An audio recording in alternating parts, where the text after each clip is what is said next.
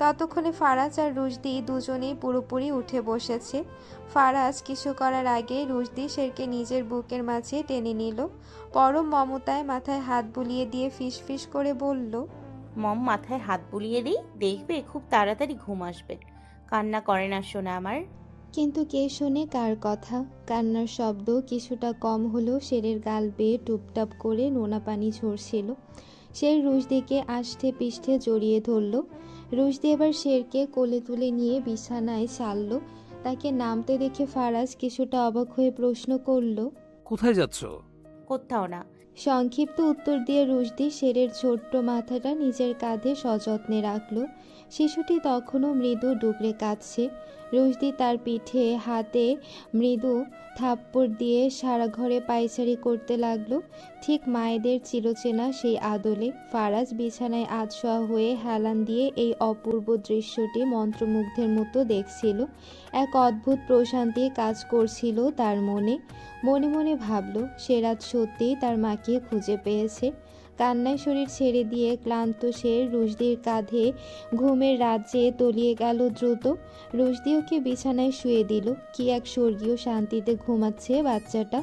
ওকে শুয়ে দিয়ে নিজের এলানো চুলগুলো হাতের কাছে থাকা ক্লিপ দিয়ে আলগোছে খোপা করে নিল রুশদি। এরপর নিঃশব্দে দরজার দিকে পা বাড়ালো সে। দরজার লকে হাত দিতেই ফারাজ বিচলিত হয়ে আবার প্রশ্ন করল, কোথায় যাচ্ছ আবার? একটু পানি খাবো। রুমে তো পানি আছেই। আমি একটু ঠান্ডা পানি খাবো। রুমের ফ্রিজে বোধহয় আছে। রুশদি বেমালুম ভুলে গিয়েছিল যে রুমের এক কোণে ছোট্ট একটা মিনি রেফ্রিজারেটর আছে। সে ফ্রিজ খুলে পানি খেয়ে তৃষ্ণা মেটালো। তখন ফারাজ অনুরোধ করল। আমাকে একটা স্পিড ক্যান দাও তো। রুশদি চুপচাপ ক্যানটি বের করে ফারাজের হাতে দিল। এরপর সে ফারাজের পায়ের কাছে বিছানার এক কোণে পা গুটিয়ে বসে পড়ল। ঘরের ভারী পর্দা একপাশে সরানো থাকায় ওখান থেকে রাতের আকাশ আর নির্জন বারান্দাটা স্পষ্ট দেখা যাচ্ছে। ফারাজ ক্যানের মুখটা খুলে চুমুক দিল। ঠিক সেই মুহূর্তে রুশদি এক ঝটকায় প্রশ্নটা করে বসল। আপনার এক্সের সাথে ডিভোর্স হয়েছিল কেন? হঠাৎ এই প্রশ্নে ফারাজ কিছুটা থমকে গেল। রুশদির চোখের দিকে তাকিয়ে বলল, এত রাতে হঠাৎ এই প্রশ্ন মাথায় এলো কেন? রুশদি একটা দীর্ঘশ্বাস ফেলে শায়িত শেরের দিকে তাকিয়ে বলল, শেরকে দেখে এই ফুলের মতো বাচ্চাটাকে ফেলে যাওয়ার মতো নির্দয় কোনো মা হতে পারে? জানি না মা হয়ে সে কিভাবে দূরে থাকে। উনি কি কখনো শেরকে নিজের কাছে নেওয়ার চেষ্টা করেনি? না। ফারাজের গলায় পাথর চাপা গাম্ভীর্য। কেন? ফারাজ ক্যানে আর একটা চুমুক দিয়ে বলতে শুরু করলো, আমাদের ডিভোর্সের 7 মাস পর শেরের জন্ম হয়। ওর বয়স যখন মাত্র 12 দিন, তখন স্রেফ মাতৃত্বের দায়িত্ব থেকে বাঁচতে সে শেরকে আমার কাছে রেখে যায়। সত্যি বলতে তার আগে আমি জানতামই না যে সে প্রেগনেন্ট ছিল বা আমার একটা সন্তান পৃথিবীর আলো দেখেছে। রুশদি বিস্ময় ভরা চোখে ফারাজের দিকে তাকিয়ে ধীর স্বরে প্রশ্ন করলো, নিজের গর্ভে ধরার সন্তানকে এভাবে অবহেলায় ফেলে রেখে চলে গেল? মা হয়েও কি তার একটু বুক কাঁপেনি? ফারাজ ক্যানের শেষ চুমুকটুকু দিয়ে জানালার বাইরে তাকিয়ে শূন্য গলায় বলল, একটুও না। কি নাম ছিল তার? রুশদির কণ্ঠে এবার এক অদ্ভুত কৌতূহল। ফারাজ এবার সোজা তাকালো রুশদির চোখের দিকে। সেই চাহনিটা অন্যরকম। রুশদিও তার চোখে চোখ রাখলো। কেউ দৃষ্টি সরালো না। স্থির দৃষ্টিতে তাকিয়ে থেকে ফারাজ পাল্টা প্রশ্ন করল। কেন? এমনি। জেসমিন জুনিয়া চৌধুরী। ফারাজ নিষ্পৃহ গলায় উচ্চারণ করলো নামটা। রুশদি একটু ম্লান হেসে বলল, নামটা ভালোই মনে রেখেছেন দেখছি। তিনি কি দেখতে খুব সুন্দরী ছিলেন? ফারাজ এক মুহূর্ত চুপ থেকে বলল, সুন্দর কিনা জানি না, তবে হৃদয়ের দিক থেকে চরম কুৎসিত এক নারী ছিল সে। নিজের স্বার্থে আমাকে ভেতর থেকে এক প্রকার ধ্বংস করে দিয়েছিল। এখনো মনে রেখেছেন তাকে? রুশদির কণ্ঠে এবার চাপা অভিমানের সুর। ডিম লাইটের অস্পষ্ট আলোতে ফারাজ স্পষ্ট দেখতে পাচ্ছিল রুশদির চোখের সে অব্যক্ত ঈর্ষা। এটি তো স্বাভাবিক। নিজের স্বামীর মুখে অন্য এক নারীর কথা, হোক সে অতীত, কোনো স্ত্রীর পক্ষেই সহজভাবে নেওয়া সম্ভব নয়। রুশদির চোখে মুখে এক জেলাসি বা অধিকার বোধটুকু দেখে ফারাজের মনে যেন এক পৈশাচিক তৃপ্তি জাগলো। তাকে আরও কিছুটা বিচলিত করার জন্য ফারাজ একটি সাদা মিথ্যা বলল, প্রথম ভালোবাসা তো, চাইলে কি আর ভোলা যায়? অথচ অদ্ভুত ব্যাপার হলো ফারাজ সেই নারীর নামটাও ঠিকঠাক মনে রাখেনি। তার নাম আসলে কি ছিল? জেসিয়া জুনিয়া চৌধুরী, কিন্তু ফারাজ ভুলবশত জেসমিন। কত বছর পর আজ যে তার নামটা নিজের ঠোঁটে আনলো তারও কোনো হিসাব নেই ফারাজের কাছে। রুশদি কয়েক সেকেন্ড পাথর হয়ে বসে রইল, তারপর কোনো কথা না বলে গুমোট মন নিয়ে উঠে গিয়ে বারান্দার রেলিং ঘেঁষে দাঁড়ালো। ফারাজ কিছুক্ষণ বিছানায় বসে থেকে দেখল বাইরের ঝিরিঝিরি বাতাসে রুশদি উদাস হয়ে দাঁড়িয়ে আছে। অকারণে নিজের সাজানো সংসারে ঝামেলার রেশ রাখতে চাইল না সে উঠে গিয়ে রুশদির পাশে দাঁড়ালো। রেলিংয়ে হাত রেখে একটু ঝুঁকে লনের অন্ধকারের দিকে তাকিয়ে জিজ্ঞেস করলো, তোমার জীবনে দেখা সবচেয়ে জঘন্য মানুষকে? রুশদি নিচু স্বরে জবাব দিল। তেমন কেউ নেই।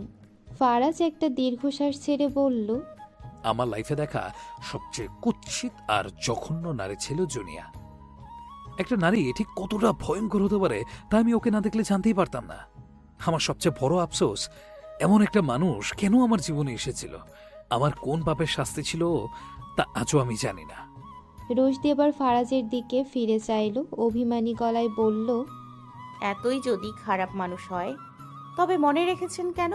ফারাজ এবার মৃদু হাসল, সেই হাসিতে কোনো তিক্ততা নেই। সে আলতো করে রুশদির দিকে তাকিয়ে বলল, কে বললো মনে রেখেছি? আপনিই তো মাত্র বললেন। মিথ্যে বলেছি। রুশদি ভ্রু কুঁচকে বলল, এখনো মিথ্যা বলছেন? না, এখন সত্যি বলছি। তখন তবে মিথ্যা বলার কারণ কি ছিল? ফারাজ এক মুহূর্ত রুশদির স্নিগ্ধ মুখের দিকে তাকিয়ে থেকে আলগোছে বলল, কোনো বিশেষ কারণ নেই, তোমাকে একটু খেপিয়ে দেওয়ার জন্য এমনি বলেছি। আমাকে খেপিয়ে লাভ কি আপনার? তুমি ছোট মানুষ, তুমি বুঝবে না। আপনার কথা বুঝতে কতটুকু বড় হতে হবে? অন্তত আমার কাদ অবধি। গত কয়েকদিন ধরে শান বারবার কলেজের চত্বরে চক্কর কেটেছে তিথির একটা ঝলক দেখার আশায়, কিন্তু মেয়েটা যেন মরীচিকা, ছুঁই ছুঁই করেও ধরা দেয়নি। আজ তাই শান কোমর বেঁধে নেমেছে। সকালে রুশদিকে বলে দিয়েছে ছুটি হলে তিথিকে যেন আটকে রাখে। তপ্ত দুপুরে কলেজের মূল ফটকের ঠিক উল্টো দিকে রাস্তার একপাশে পার্কিং জোনে নিজের গাড়িতে হেলান দিয়ে দাঁড়িয়ে আছে শান আর সিফাত। শানের চোখ জোড়া চাতক পাখির মতো গেটের দিকে নিবদ্ধ। কখন ছুটি হবে আর কখন সে কাঙ্ক্ষিত মুক্তি দেখা হবে। অন্যদিকে সিফাতের অবস্থা অথৈবচ। মাথার ক্যাপ আর মুখের মাস্কের আড়ালে তার বিরক্তি চরমে পৌঁছেছে। এই কুত্তামরা রোদে কালো শার্ট আর প্যান্ট পরে দাঁড়িয়ে থাকা মানে জ্যান্ত রোস্ট হওয়া। আগুনের হুলকার মতো রোদটা যেন কালো কাপড় চুষে নিয়ে তার শরীর পুড়িয়ে দিচ্ছে। শানও গরমে ঘামছে, কিন্তু প্রেমিক হওয়ার দায় মেটাতে সে সব সইছে। তবে সিফাত তো আর প্রেমে পড়েনি। তার ধৈর্যের বাঁধ এবার ভেঙে গেল। সে গজগজ করে বলল, ভাই আমি চললাম, আমার পক্ষে মরুভূমির রোদে দাঁড়িয়ে থাকা আর সম্ভব না। বলেই সিফাত গাড়িতে উঠতে গেলে শান খপ করে তার হাত চেপে ধরল। আকুতি মিনতির সুরে বলল, আরে ভাই, আমার খাতির আরেকটুখানি সহ্য কর না। পারবো না ভাই, জীবনটা কয়লা হয়ে যাচ্ছে। সিফাতের সপাটে জবাব, আরে দাঁড়া, ছোট হয়ে গেছে। এই ভাবি কল দিয়েছে, ওরা গেটের কাছে চলে এসছে। শোন ভাই, তোর তো কন্যার আসে, তোর জন্য মেয়ের অভাব হবে না, কিন্তু আমারই একটাই পছন্দ। প্লিজ, কাজটা পটে গেলে তোকে গ্র্যান্ড ট্রিট দিব। শান এমন সিরিয়াস দশা দেখে সিফাত কিছুটা নরম হলো। কৌতূহলী হয়ে জিজ্ঞেস করলো, আচ্ছা তুই কার সাথে লাইন মারছিস রে? তোকে তো আগে কোনোদিন মেয়ে নিয়ে এত সিরিয়াস হতে দেখিনি। শান একগাল হেসে উত্তর দিল। নাম তিথি। সিফাত ভ্রু কুঁচকে মনে করার চেষ্টা করলো। ফারাজ ভাইয়ের বউয়ের বোন নাকি কি যেন লাগেও, সেই মেয়েটা? হ্যাঁ। শানের চোখে তখন খুশির ঝিলিক। সিফাতের চোখ এবার মাস্কের আড়ালে উজ্জ্বল হয়ে উঠল। সে দাঁত কিরমির করে বলল, আব্বে, ওর সাথে তো আমার একটা বোঝাপড়া বাকি আছে। শান থতমত খেয়ে জিজ্ঞেস করলো, কিসের বোঝাপড়া? তোকে বলেছিলাম না, একটা মেয়ে আমার ফোনটা ভেঙে তছনছ করে দিয়েছিল। এটাই সেই মেয়ে। ওর কাছ থেকে আমার জরিমানা উসুল করতে হবে। পরিস্থিতি বেগতিক দেখে শান চট করে সিফাতের কাঁধে হাত রাখল। অন্য হাতে বন্ধুর গালটা আলতো করে টিপে দিয়ে আদরে গলায় বলল, থাক ভাইয়া, রাগ করে না। হবু ভাবি হিসেবে এবারের মতো মাফ করে দে না, লক্ষ্মীটে। সিফাত আর কথা বাড়ালো না, কেবল তপ্ত দুপুরে একজোড়া অগ্নিদৃষ্টি ছুড়ে দিল। রাস্তার ওপারে কলেজ গেটে তখন রুশদি, তিথি আর ছোট্ট শের দাঁড়িয়ে। শান সিফাতের হাত ছেড়ে একরকম দৌড়ে রাস্তা পার হলো।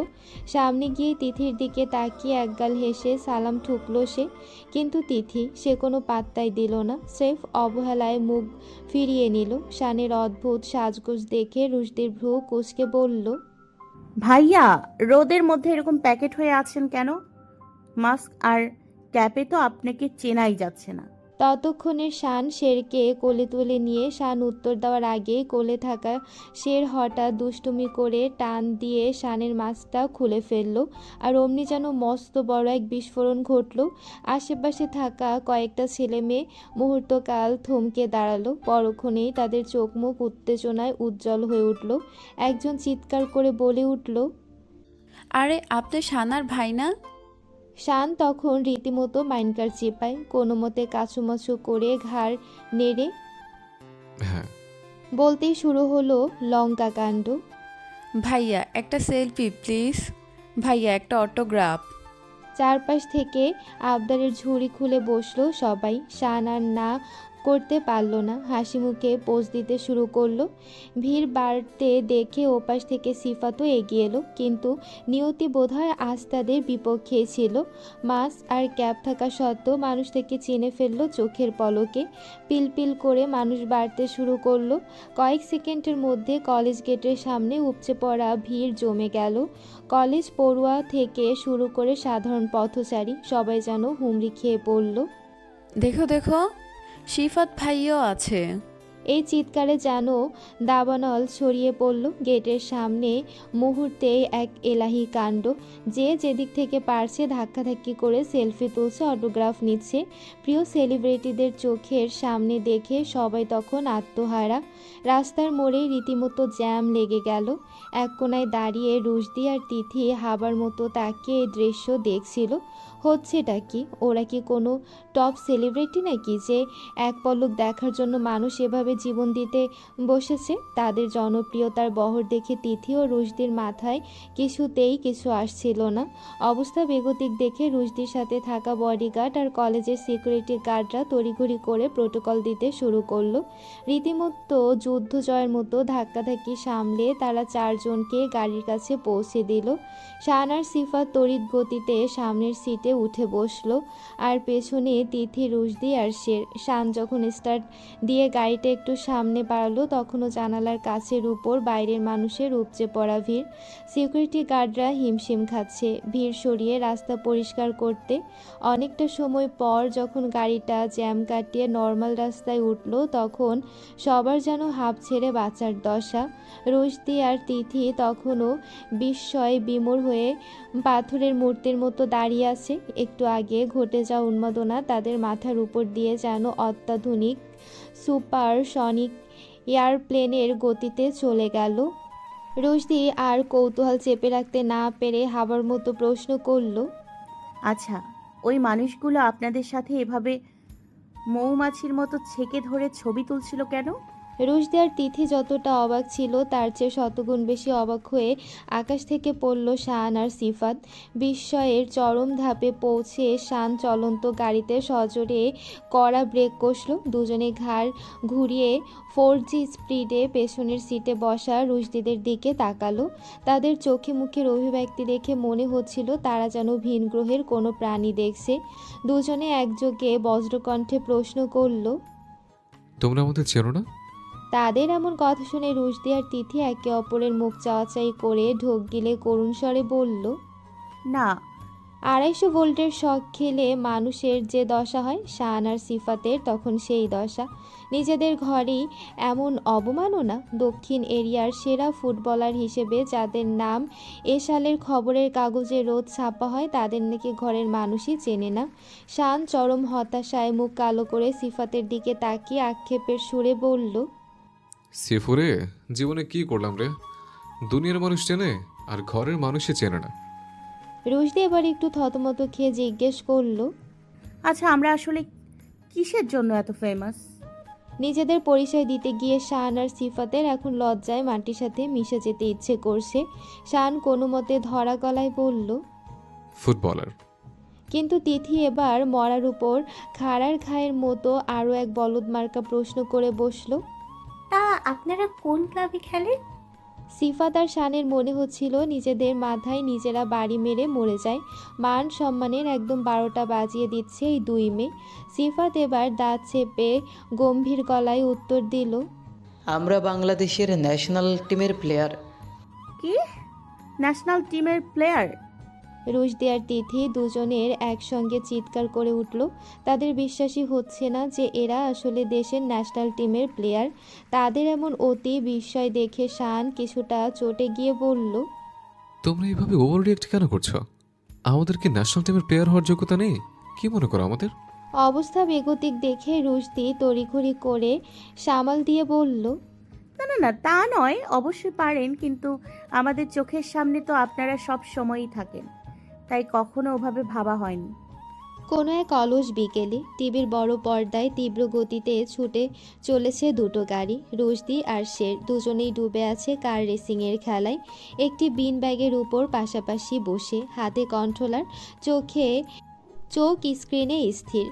মধ্য পার হয়ে গিয়ে কয়েকটা দিন, কিছু মুহূর্ত, বহু ঘন্টা, বহু মিনিট আর গল্পের বুনন তাদের সম্পর্কটাকে এক সহজ জায়গায় নিয়ে এসেছে। কখনো রুশদি আর ফারাজের খুনসুটি ঝগড়াঝাটি, কখনো বা এক ছোট্ট আত্মার সাথে তার মায়ের নিবিড় মমতার আখ্যায়ন। সব মিলিয়ে সময়গুলো যেন এক একটি পালক হয়ে জমছে স্মৃতির পাতায়। তাদের থেকে কিছুটা দূরে আরেকটি বিন ব্যাগে শরীর এলিয়ে দিয়ে বসে আছে ফারাজ। তার হাতে একটি ফোন। বেশ কিছুক্ষণ ধরে ফোনটা বেজেই চলেছে। একটানা রিংটোনের শব্দে রুশদির মাথা ধরে যাচ্ছে, কিন্তু ফারাজ নির্লিপ্ত। সে ফোন রিসিভ করার কোনো তাগিদই দেখাচ্ছে না। কয়েকবার কল এসেছে, না সে ফোন কেটে দিচ্ছে, না ফোন রিসিভ করছে। গেমের মাঝেও রিংটোনের শব্দটা রুশদির কানে গিয়ে বিঁধল। বিরক্তি নিয়ে ভ্রু কুঁচকেও স্ক্রিন থেকে চোখ না সরিয়েই বলে উঠল, কল রিসিভ করছেন না কেন? একটানা বেজেই যাচ্ছে। ফারাজ ফোনটার দিকে একবার তাকিয়ে শান্ত গলায় জবাব দিল, তোমার ফোনে কল এসেছে, তুমি রিসিভ না করলে আমার কি করার আছে? আমার ফোন মানে? রুশদি অবাক হয়ে হাতের কন্ট্রোলারটা আলগা করে পাশ ফিরে তাকালো। দেখলো ফারাজের হাতে থাকা ফোনটা আসলেই তারই। নিজের ফোন ফারাজের হাতে দেখে সে কিছুটা হকচকিয়ে গেল। আমার ফোন আপনার কাছে কেন? আর লক খুললেন কিভাবে? ফারাজ বেশ ভাব নিয়ে মুখে বাঁকা হাসি ফুটিয়ে বলল। টেকনোলজি। রুশদি চোখ ছোট করে তাকিয়ে বলল, আপনি আমার ফোনে করছেনটা কি? গেম খেলছি। ফারাজের উত্তর সংক্ষিপ্ত। আপনার ফোন কোথায়? নিজের ফোনে খেলুন, আমার ফোনে কেন? আমার ফোনে চার্জ নেই, ওটা চার্জে দেওয়া। ফারাজ খুব স্বাভাবিকভাবেই বলল, যেন অন্যের ফোন নিয়ে গেম খেলাটা পৃথিবীর সবচাইতে সাধারণ কাজ। রুশদিকে যে তাকে ম্যানারলেস বলে, এমনি এমনি বলে না, এর প্রমাণ ফারাজ দিল। রুশদি আর কথা বাড়ালো না, আবার স্ক্রিনের দিকে মনোযোগ দিয়ে জিজ্ঞেস করলো, কে ফোন করছে? এমপি নামের কেউ একজন। নামটা শুনে রুশদির চোখে মুখে একটা অবহেলার ছাপ ফুটে উঠল। নিরুত্তাপ গলায় বলল, কেটে দিন। ফারাজ কাটতে যাবে, তখনই ফোনটা ভাইব্রেট করে উঠল।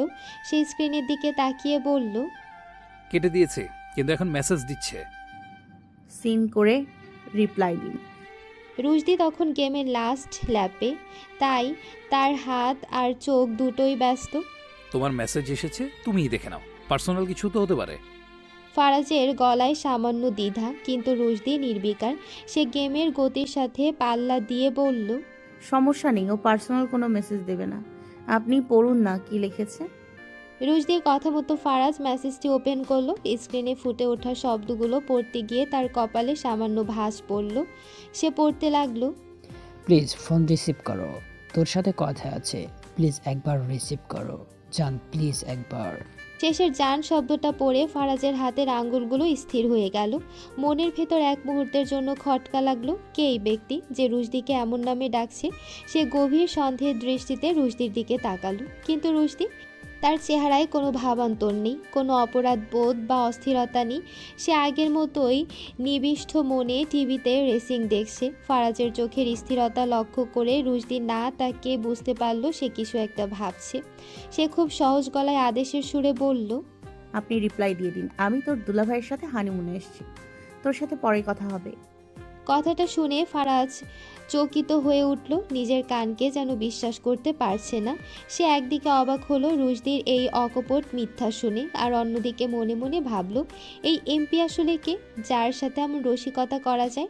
তবে ফারাজ আর গভীরে যাওয়ার চেষ্টা করলো না। রুশদির কথা মতো ঠিক ওই বাক্যটি টাইপ করে পাঠিয়ে দিল সে।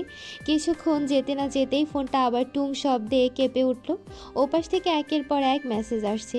ফারাজ ফোনের দিকে তাকিয়ে বলল, আবার মেসেজ দিচ্ছে। রুশদি এবার বিরক্তির চরম সীমায়, একটা ভাব নিয়ে হাই তুলে সহজভাবে বলল, ইগনোর করেন। শিকদার বাড়ির সেই ঘরটা যাকে শান ভালোবেসে খানদানি ডাস্টবিন বলে ডাকে, সেখানে এখন সে বসে আছে।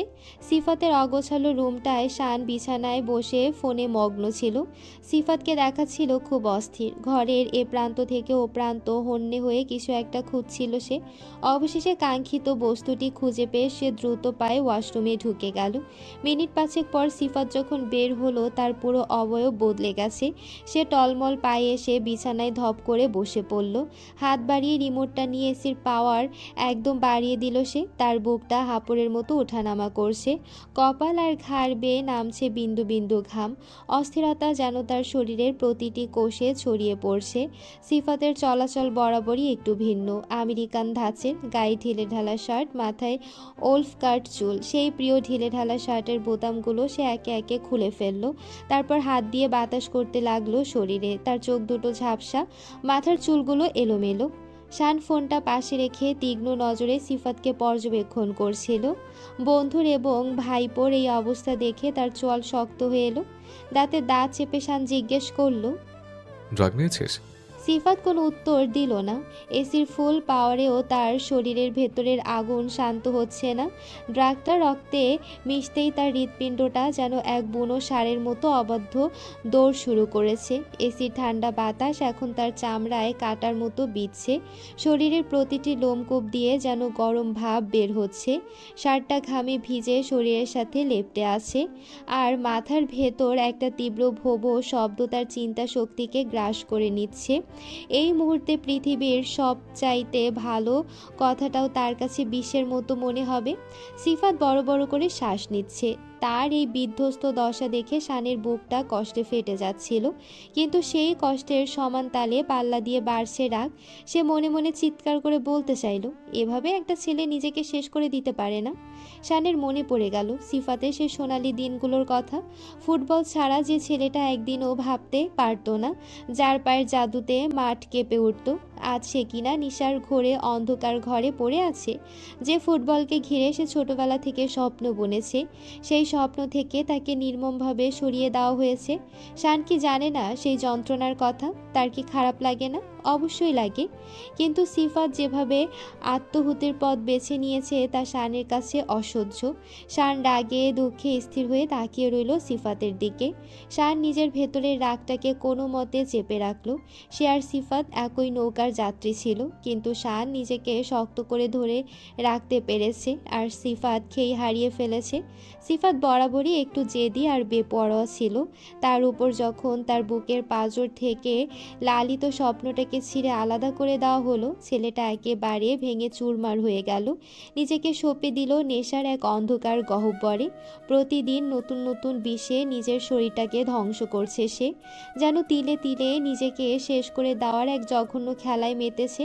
শান নিজের ঠোঁটে কামড় দিয়ে রাগ কমানোর চেষ্টা করলো, কিন্তু সিফাতের বিধ্বস্ত চেহারা দেখে তার মুখ দিয়ে ঘৃণা আর আর্তনাদ মেশানো শব্দ বেরিয়ে এলো। দাঁতে দাঁত চেপে সে বলল, তুই মরবি, দেখিস, তুই এইভাবেই অকালে মরবি। নেশার ঘোরে আচ্ছন্ন সিফাতের চোখে তখনও ঘোর। সে একটা অদ্ভুত প্রাণহীন হাসি হাসলো, আধবোঝা চোখে তাকিয়ে উত্তর দিল, মরার জন্যই তো খাচ্ছি রে শান। আমি মরলে অন্তত একটা 40 দাওয়াত পাবি তুই। দোয়া কর যেন তাড়াতাড়ি মরি, এই নরক থেকে মুক্তি পাই। সিফাতের এই প্রতিটি কথা শানের বুকে তীরের মতো বিঁধল। নিজের স্বপ্ন থেকে বিচ্যুতি হলে একটা মানুষ কতটা নিঃস্ব হতে পারে তার জলজান্ত প্রমাণ এই সিফাত। অথচ এই ছেলেটার পায়েই তো ছিল জাদুর ছোঁয়া। তার স্বপ্ন ছিল বাংলাদেশের জার্সিতে ফিফা ওয়ার্ল্ড কাপে দাপিয়ে বেড়ানো, এশিয়ান কাপের ট্রফিটা উঁচিয়ে ধরা। যে ছেলেটা একসময় সাউথ এশিয়ান বেস্ট প্লেয়ার র্যাঙ্কিংয়ে 1 নম্বরে ছিল, তার জীবন থেকে কেন ফুটবলকে এভাবে মুছে দেওয়া হলো?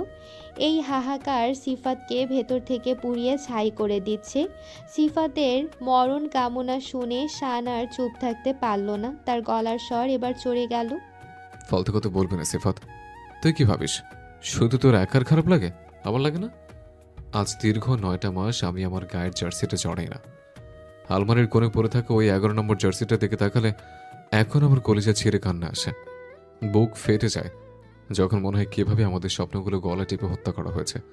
শান এক মুহূর্ত থামল। সিফাতের কলার চেপে ধরার মতো ভঙ্গিতে কাছে গিয়ে বলল, কিন্তু আমি তোর মতো হার মানিনি। আমি আমার স্বপ্নকে ছাড়ছি না। আমি আবার মাঠে নামবো, আবার খেলবো বাংলাদেশের হয়ে। বার্সেলোনাতে চান্স পেয়ে আমি ড্যাডকে দেখিয়ে দেব আমি জীবনে কিছু হতে পেরেছি। তার আমার হাত থেকে সুযোগ কেড়ে নিতে পেরেছে, কিন্তু আমার রক্তে মিশে থাকা ফুটবলকে কেড়ে নিতে পারেনি। আমি ফিরবই।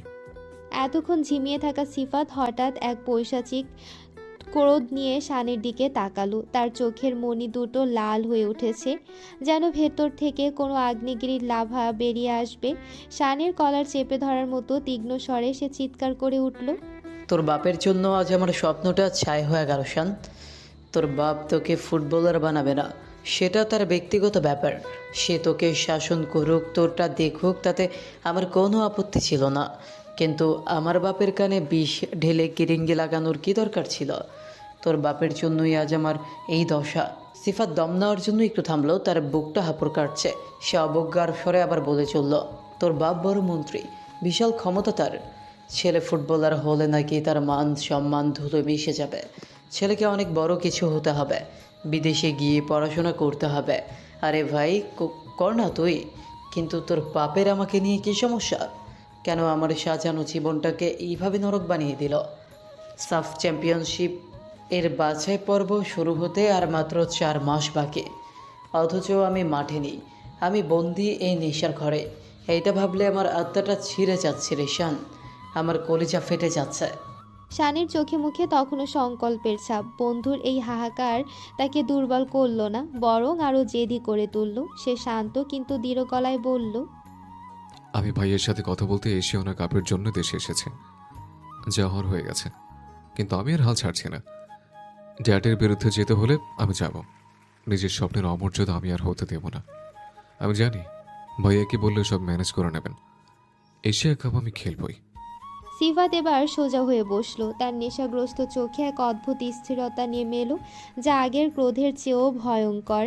সে সরাসরি শানের চোখের দিকে তাকিয়ে বরফ শীতল গলায় বলল, শোন শান, সরাসরি একটা কথা বলে রাখছি, যদি কোনো কারণে আমি এই সাফ চ্যাম্পিয়নশিপ খেলতে না পারে, তবে তোরা আমার লাশ দাফন করবি।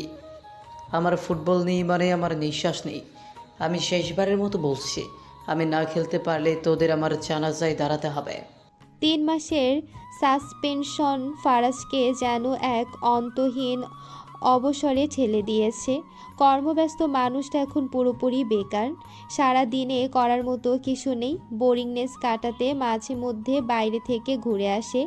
সারা দিন 4 দেয়ালের মাঝে বন্দি থাকতে থাকতে হাঁপিয়ে উঠলে কখনো কখনো লনে এসে বসে। আজ বিকেলেও তার ব্যতিক্রম হলো না। লনের সোফার উপর বসে সে মশার কামড় খাচ্ছে আর হাতে ধরা টমেটো টুকরোটা তার প্রিয় ম্যাকাও পাখিটার দিকে বাড়িয়ে দিচ্ছে। এই ম্যাকাও পাখিটি ফারাজের শুধু পোষা প্রাণী নয়, বরং তার বন্ধু।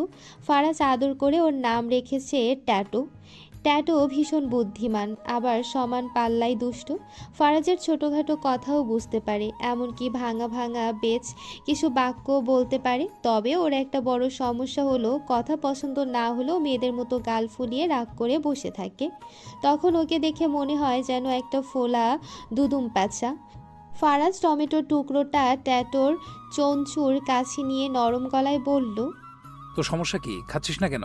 ট্যাটো টি টেবিলের ওপর বীর দর্পে দাঁড়িয়ে আছে। কয়েকবার টমেটোর টুকরোটা তার মুখের সামনে নিতেই সে মুখ ঘুরিয়ে অন্যদিকে তাকিয়ে রইল। ফারাজের হাতের টমেটো সে খাবে না। ফারাজ এবার ট্যাটোর ঘাড়ের নরম পালকগুলো আলতো করে ধরে নিজের দিকে ঘোরা মুখ করালো। কিছুটা রাগ মিশিয়ে জিজ্ঞেস করলো, সমস্যা কি তোর? খাবি না কেন? ট্যাটোর ভাঙা ভাঙা উত্তরে অভিমান ঝরে পড়ল। ঘটনা হলো, কিছুক্ষণ আগে লনের একটা বিড়ালের সাথে ট্যাটো তুমুল ঝগড়ায় মেতেছিল। বিড়ালটাকে খামচি দেওয়ার জন্য ডানা ঝাপটিয়ে তেড়ে যাচ্ছিল। বিড়ালটা যদি পাল্টা একটা কামড় বসিয়ে দেয় তবে ট্যাটোর জান বাঁচানো দায় হবে। তাই ও কড়া গলায় ধমক দিয়েছিল ট্যাটোকে, আর সেই ধমক খেয়ে এখন তার মুখ ফুলে রাজকীয় অভিমান। ফারাজ এবার একটু কড়া হওয়ার ভান করলো। বিড়ালের সাথে যে ঝগড়া করছিলি, ও যদি একটা খামচি দিত তবে তোকে তো আর খুঁজেও পাওয়া যেত না। উল্টো এখন আমার উপরে রাগ করে বসে আছিস। চুপচাপ খেয়ে নে, না হলে মেরে তো ঠ্যাং ভেঙে দেবো কিন্তু।